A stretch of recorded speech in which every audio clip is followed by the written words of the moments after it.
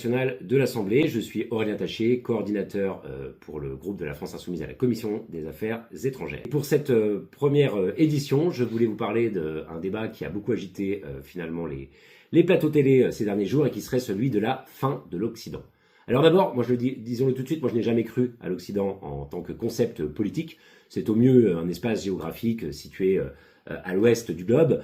mais le concept politique d'Occident ne veut rien dire. Qu'est-ce que ça serait l'Occident? Ce serait le monde blanc et chrétien, ce serait finalement la Pax Americana, c'est-à-dire cet ordre du monde fondé sur le fait que les États-Unis seraient le gendarme de la planète et qu'il succéderait dans cette mission à l'Empire britannique, la Pax Britannica au XIXe siècle, voire à l'Empire romain et à sa Pax Romana. Bon, je ne crois absolument pas en tout ça. Et Donald Trump, qui aurait peut-être aimé, lui, après tout, faire la synthèse de ces différentes conceptions de l'Occident, l'hégémonie américaine au service du suprémacisme blanc, est en fait en train d'enterrer le concept pour de bon, en montrant que les différents pays qui composent ce soi-disant Occident n'ont pas du tout les mêmes intérêts. On l'a vu quand il a finalement convoqué Poutine en Alaska pour lui dire qu'il allait abandonner l'Ukraine, il lui a déroulé le tapis rouge,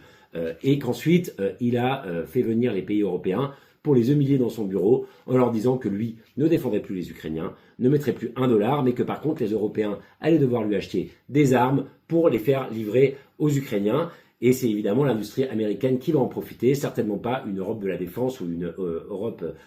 basée sur une autonomie stratégique comme Emmanuel Macron a voulu nous le faire croire. Donc ce concept d'Occident, il est vraiment en train de voler en morceaux sur le plan géopolitique, et on l'a encore davantage vu après que M. Trump ait déclaré sa guerre commerciale générale, en imposant des droits de douane à tout le monde, y compris aux Européens, qui ont été à peine mieux traités que les autres, et par exemple à l'Inde, qui était en froid avec la Chine, et s'est du coup rendu immédiatement au sommet de l'Organisation de la coopération de Shanghai qui organisait la Chine lundi dernier, et où celle-ci, voyons que l'ordre international fondé sur le droit et visant à garantir la paix était menacé finalement par la guerre commerciale générale de M. Trump et par finalement le fait que l'impérialisme américain redevenait extrêmement agressif, a pris une initiative pour essayer de se poser comme la grande puissance qui serait, elle, la plus garante de cet ordre international et de la paix. Et je pense que ça doit nous interpeller, nous, Français. Nous avons une relation particulière avec la Chine, on le voit d'ailleurs puisque les 80 ans de la Seconde Guerre mondiale de la fin de la Seconde Guerre mondiale sont en ce moment célébrés en Chine et que les Chinois ont payé un très lourd tribut dans la guerre qu'ils ont menée contre les Japonais alliés des nazis à nos côtés. Et suite à finalement cette